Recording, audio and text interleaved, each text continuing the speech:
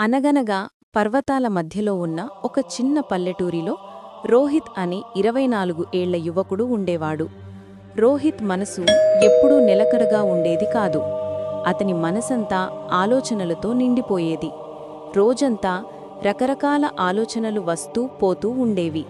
ఆ ఆలోచనల వల్ల అతను అసౌకర్యంగా అలసిపోయినట్లుగా ఉండేవాడు.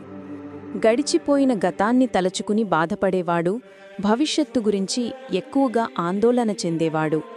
ఈ ఆలోచనల వల్ల అతని మనసు ఒక తుఫానులా ఉండేది. ప్రశాంతంగా ఉండలేకపోయేవాడు. సరిగ్గా నిద్రపోయేవాడు కాదు. చివరికి నవ్వడం కూడా మర్చిపోయాడు. ఒకరోజు రోహిత్ కొండలలో ఉన్న ఒక సుదూర గ్రామం గురించి విన్నాడు. అక్కడ చాలా తెలివైన ఒక ముసలాయన ఉన్నాడని ప్రజలు చెప్పుకున్నారు. ఆయన ఒకప్పుడు నగరంలో పేరున్న మనస్తత్వవేత్త. ఆయన తన జీవితంలో ఎంతోమందికి సహాయం చేసి వారి మనసుల్లో శాంతిని ఎలా పొందాలో నేర్పించారు. ఇప్పుడు ఆయనకి వయసైపోయింది. అందుకే నగరంలోని రణగణ జీవితాన్ని వదిలేసి ప్రకృతికి దగ్గరగా ఒక నిశ్శబ్దమైన గ్రామంలో జీవించడంలో మొదలుపెట్టారు. అప్పుడప్పుడు తన దగ్గరకు వచ్చేవారికి సలహాలు ఇస్తూ ఉండేవారు. ఇది విన్న రోహిత్కి ఆసక్తి, ఆశ కలిగాయి. ఆ ముసలాయన్ను కలవాలని నిర్ణయించుకున్నాడు. బహుశా ఆ జ్ఞాని నాకు మనశ్శాంతిని పొందడంలో సహాయం చేయగలడేమో అని అనుకున్నాడు.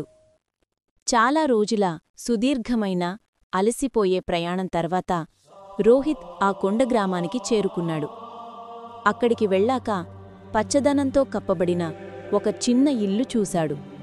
ఆ ఇంటి అరుగుమీద ఆ ముసలాయన నిశ్శబ్దంగా కూర్చుని ఉన్నారు. ఆయన కళ్ళు మూసుకుని ఉన్నాయి. చూడడానికి చాలా ప్రశాంతంగా కనిపించారు. రోహిత్ నెమ్మదిగా ఆయన దగ్గరకు వెళ్ళి, తాతగారు, నా మనస్సు చాలా అశాంతిగా ఉంది. నేను ఆలోచనలను ఆపలేకపోతున్నాను. నా గుండెలో శాంతి కావాలి. మీరు నాకు సహాయం చేయగలరా అని మెల్లగా అడిగాడు. ఆ ముసలాయన నెమ్మదిగా కళ్ళు తెరిచి ప్రశాంతంగా నవ్వారు. అలాగా, నువ్వు శాంతి కోసం వెతుకుతున్నావా? అయితే నాతోరా, నీకు ఒక చిన్న పని ఇస్తాను అన్నారు. ఆయన రోహిత్ను తన చిన్న పెరట్లోకి తీసుకెళ్లారు. తర్వాత ఒక గ్లాసు తీసుకుని దానిని అంచు వరకు నీటితో నింపారు. ఆ గ్లాసు ఎంత నిండుగా ఉందంటే కొంచెం కదిలినా నీళ్లు కింద పడిపోతాయి. ఆయన ఆ గ్లాసును రోహిత్కిచ్చి, ఇక్కడి నుండి ఊరి చివరి వరకు నడిచి మళ్లీ తిరిగిరా, కాని గుర్తుంచుకో, ఒక్క చుక్క నీరు కూడా కింద పడకూడదు అని చెప్పారు. రోహిత్ ఆశ్చర్యంగా చూశాడు. కాని తన వంతు ప్రయత్నం చెయ్యాలనుకుని ఆ సవాలును స్వీకరించాడు.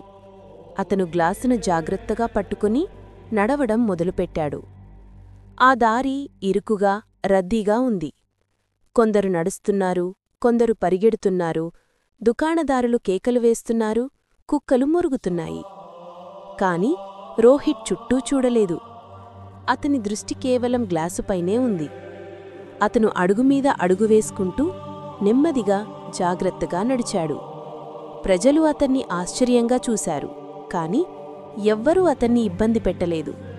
అతని ఏదో ముఖ్యమైనది నేర్చుకుంటున్నాడని వారికి తెలుసు. చివరికి రోహిత్ ముసలాయన దగ్గరకు తిరిగి వచ్చి, తాతగారు, నేను చేశాను. ఒక్క చుక్క నీరు కూడా కింద పడనివ్వలేదు అని చెప్పాడు. ఆ ముసలాయన తల ఊపి నవ్వారు. తర్వాత, చాలా మంచిది, కానీ చెప్పు, దారి పక్కన పిల్లలు ఆడుకోవడం చూశావా? కుక్కలు మొరగడం విన్నావా అని అడిగారు. రోహిత్ ఆశ్చర్యపోయి, లేదు, నేను ఏమీ చూడలేదు, వినలేదు. నా దృష్టి అంతా గ్లాసుపైనే ఉంది అని చెప్పాడు. ముసలాయన మళ్లీ నవ్వి మెల్లగా అన్నారు, అదే అసలు రహస్యం. ఈ రహస్యం ఎప్పుడూ నీలోనే ఉంది. కాని నీకు తెలియదు.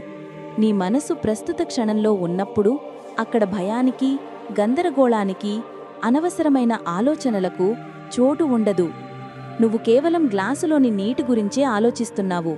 ఆ సమయంలో నీ మనసు పూర్తిగా నిశ్శబ్దంగా మారింది. నీకు గతం గురించిన బాధ లేదు, భవిష్యత్తు గురించిన భయం లేదు. నెమ్మదిగా రోహిత్కి తను వెతుకుతున్న శాంతి ఇదేనని అర్థం కావడం మొదలైంది. శాంతి అనేది బయట దొరికేది కాదు. మనం ప్రస్తుత క్షణంలో జీవించినప్పుడు శాంతి మనలోనే ఉంటుంది. రోహిత్ తలవంచి, తాతగారు, ఇప్పుడు నాకు అర్థమైంది. నేను నా మనసును ప్రశాంతంగా ఉంచుకోవాలంటే నా దృష్టిని ఈ క్షణంపైనే పెట్టాలి. అప్పుడే నిజమైన శాంతి దొరుకుతుంది అని మెల్లగా అన్నాడు. ఆ ముసలాయన మళ్లీ నవ్వారు. సూర్యుడు అస్తమిస్తున్నాడు. చివరి వెలుగు నేలను తాకింది. పక్షులు తమ గూటికి తిరిగి వెళ్తున్నాయి. రోహిత్ ఇంటికి బయలుదేరాడు. కాని ఇప్పుడు అతను పాత అశాంత యువకుడు కాదు. అతను మారిపోయాడు. అతని లోపల ప్రశాంతత ఉంది. ఎందుకంటే మనసును ఎలా ప్రశాంతంగా ఉంచుకోవాలో అతనికిప్పుడు తెలుసు. ఈ వీడియో మీకు నచ్చినట్లయితే దయచేసి మన తెలుగు మాయజలం ఛానల్కు సబ్స్క్రైబ్ చేసుకోండి. మరిన్ని అప్డేట్స్ కోసం గంట సింబల్ నొక్కండి.